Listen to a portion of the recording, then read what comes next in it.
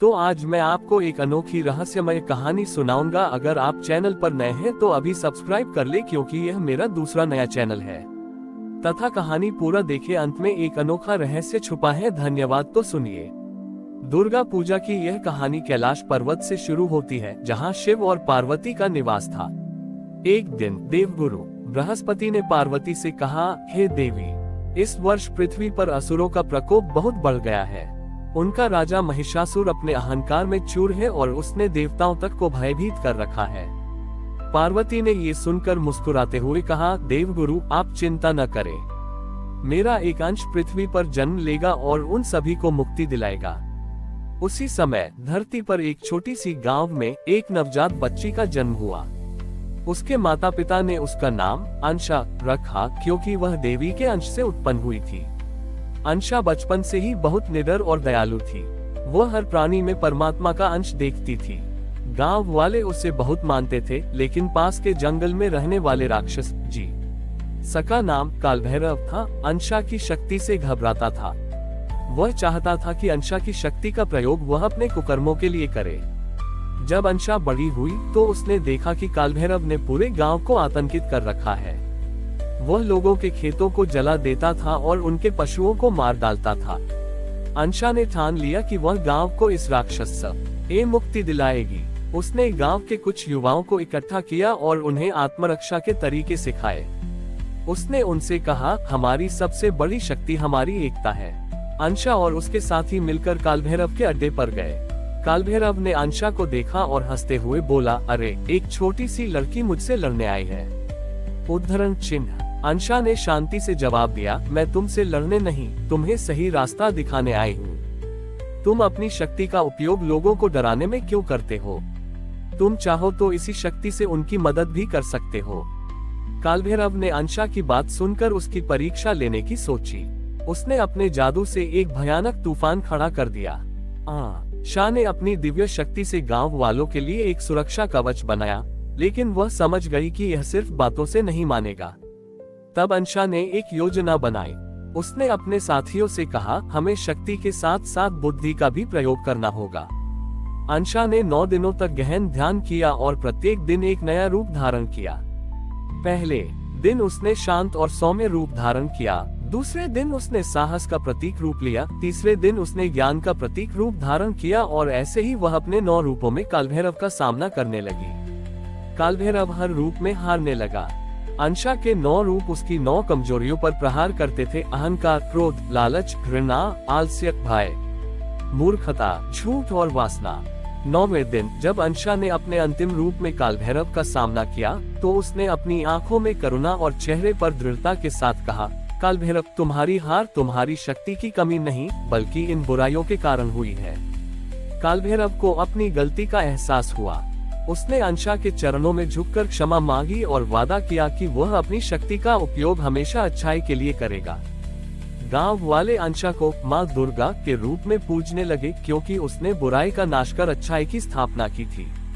आज भी हर साल 9 दिनों तक हम देवी के 9 रूपों की पूजा करते हैं, जो हमें ये सिखाते हैं कि हर इंसान के भीतर अच्छाई और बुराई दोनों होती हैं। हमारी असली जीत तब होती है जब हम अपनी आंतरिक बुराइयों को खत्म कर अपनी अच्छाई को जगाते हैं। यही दुर्गा पूजा का असली संदेश है।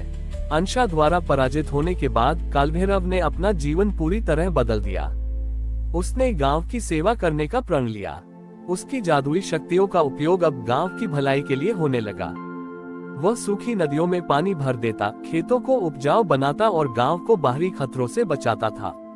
गांव वाले उसे भैरव बाबा कहकर पुकारने लगे। अंशा और भैरव बाबा की दोस्ती गहरी हो गई। वे दोनों मिलकर गांव के लोगों को सिखाते थे कि कैसे अपनी आंतरिक शक्तियों को पहचाने और उनका सही उपयोग करें। गांव में शांति का माहौल था, लेकिन ये ज्यादा दिनों तक नहीं चला। एक दिन एक नया और अधिक शक्तिशाली राक्षस, जिसका नाम कालदंश था, उस जंगल में आ पहुंचा। कालदंश बहुत ही धूर्त और चालाक था। वह शक्ति से नहीं, बल्कि लोगों के बीच फूट डालकर राज करता था। उसने भैरव बाबा की प्रसिद्धि से ईर्ष्या की और उसे अपना सबसे बड़ा दुश्मन मान लिया।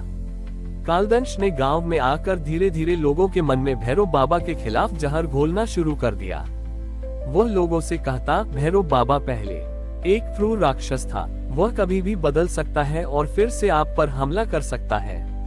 कुछ लोग कालदंश की बातों में आ गए और उनके मन में भैरव बाबा के लिए संदेह पैदा होने लगा। अंशा ने देखा कि लोगों के बीच एकता टूट रही है और उनमें एक दूसरे के प्रति अविश्वास बढ़ रहा है। वह जानती थी कि यह अविश्वास ही कालदंश की असली शक्ति है। उसने लोगों को समझाने की कोशिश की, जो लोग बदल जाते हैं उन्हें दूसरा मौका देना चाहिए। भैरव बाबा ने अपनी गलती मान ली है, लेकिन कालदंश की बातें लोगों के मन में गहरी बैठ चुकी थी। एक दिन कालदंश ने गांव के कुएं का पानी जहरीला कर दिया और आरोप भैरव बाबा पर लगा दिया। गांव वालों का गुस्सा फूट पड़ा और वे भैरव बाबा पर हमला करने के लिए तैयार हो गए। भैरव बाबा, जो कभी गांव का रक्षक था, अब उनके गुस्से का शिकार हो रहा था। अंशा ने तुरंत गांव के मुखिया से बात की और उसे सच्चाई बताई, लेकिन मुखिया भी कालदंश की बातों से प्रभावित हो चुका था।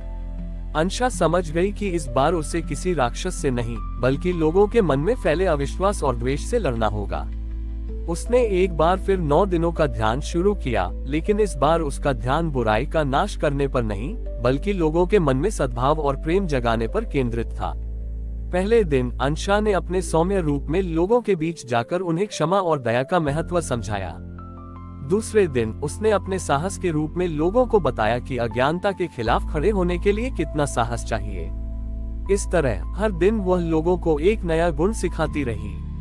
9वें दिन जब सभी गांव वाले अंशा के सामने इकट्ठा हुए तो कालदंश भी वहां मौजूद था। अंशा ने एक शक्तिशाली मंत्र का जाप किया, जिससे कालदंश की असली सच्चाई सभी के सामने आ गई। उसकी धूर्तता और चालबाजी का पर्दाफाश हो गया। गांव वालों को अपनी गलती का एहसास हुआ और उन्होंने भैरव बाबा से माफी मांगी। अंशा ने मुस्कुराते हुए कहा, दुर्गा पूजा का असली अर्थ केवल बुराई का नाश करना नहीं है, बल्कि अपने अंदर की नकारात्मकता को भी पहचानना है। सबसे बड़ी जीत वह है जब हम दूसरों को माफ करके और उनके प्रति विश्वास जगाकर अपने मन में प्रेम को स्थापित करते हैं। गांव में फिर से शांति और एकता लौट आए। कालदंश को अपनी हार का एहसास हुआ और वह अंधेरे में गायब हो गया। अंशा की यह नई विजय, जो उसने प्रेम और विश्वास से हासिल की थी, हमेशा के लिए अमर हो गई। कालदंश गायब तो हो गया था, लेकिन वह हारा नहीं था। उसने अपनी हार का कारण खोजा। वह अंशा की शक्ति से नहीं, बल्कि लोगों के बीच प्रेम और विश्वास से पराजित हुआ था। उसने समझ लिया कि अब सीधे हमला करने से कुछ नहीं होगा। कालदंश ने एक नया रूप धारण किया। वह एक ज्ञानी साधु के वेश में गांव में वापस आया। उसने अपना नाम प्रेमदूत रखा और लोगों को ज्ञान और आध्यात्मिक बातें सिखाना शुरू कर दिया। उसकी बातों में इतनी मिठास थी कि गांव वाले उसे अपना नया गुरु मानने लगे। उसने अंशा की पूजा की महिमा का भी गुणगान किया, जिससे लोगों का उस पर विश्वास और बढ़ गया।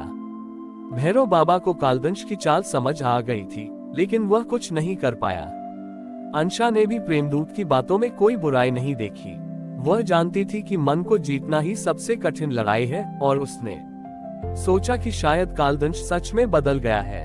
प्रेमदूत ने धीरे धीरे गांव के युवाओं को अपनी ओर आकर्षित करना शुरू किया। वह उन्हें सिखाता, शक्ति ही सब कुछ है, केवल भक्ति और प्रेम से संसार नहीं बदला जा सकता। उसने युवाओं को गुप्त रूप से हथियार बनाने और ताकतवर बनने के लिए उकसाया। वह गांव में एक अलग समूह बनाने लगा जो केवल शक्ति पर विश्वास रखता था।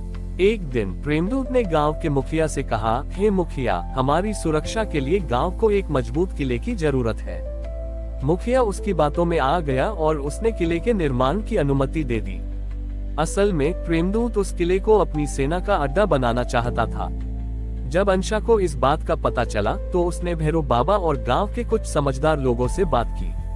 उन्होंने देखा कि प्रेमदूत ने गांव को 2 हिस्सों में बांट दिया था, एक वो जो प्रेम और शांति में विश्वास रखते थे और दूसरे वो जो ताकत को ही सब कुछ मानते थे। दुर्गा पूजा का समय फिर से आ गया था। इस बार अंशा ने अपनी 9 दिनों की पूजा एक अलग उद्देश्य के साथ शुरू की। उसने पहले 8 दिनों तक गांव के दोनों समूहों के बीच घूम घूम कर संवाद स्थापित किया। वह शांति के पक्षधर लोगों को धैर्य और दृढ़ता का महत्व सिखाती और शक्ति के पक्षधर लोगों को बताती कि सच्ची ताकत दूसरों की मदद करने में है, न कि उन्हें दबाने में। 9वें दिन जब प्रेमदूत ने किले का उद्घाटन करने का ऐलान किया तो दोनों समूह आमने सामने खड़े थे। प्रेमदूत ने मुस्कुराते हुए कहा, आखिरकार शक्ति ही जीती। तभी अंशा वहां प्रकट हुई।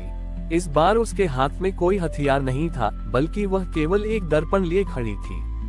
उसने दर्पण को प्रेमदूत के सामने किया। दर्पण में देखते ही प्रेमदूत का असली और भयानक चेहरा दिखाई दिया, जिसने सभी को चौंका दिया। अंशा ने कहा, ये दर्पण तुम्हें तुम्हारी असली पहचान दिखा रहा है कालदंश। तुम्हारी सबसे बड़ी कमजोरी तुम्हारी लालच और झूठ है। तुम लोगों को बांटकर ताकत हासिल करना चाहते थे, लेकिन मैं तुम्हें ये बताने आई हूँ कि सच्ची ताकत जोड़ने में है, तोड़ने में नहीं। प्रेमदूत की सारी शक्तियां खत्म हो गईं क्योंकि लोगों ने उसका झूठ देख लिया था। उसकी नकली पहचान भी गायब हो गई और वह एक कमजोर और डरे हुए प्राणी के रूप में दिखाई दिया। गांव वालों ने प्रेमदूत को माफ कर दिया, लेकिन उसे अपनी करनी पर बहुत पछतावा हुआ। उसने गांव छोड़कर चले जाने का फैसला किया। अंशा ने सबको समझाया कि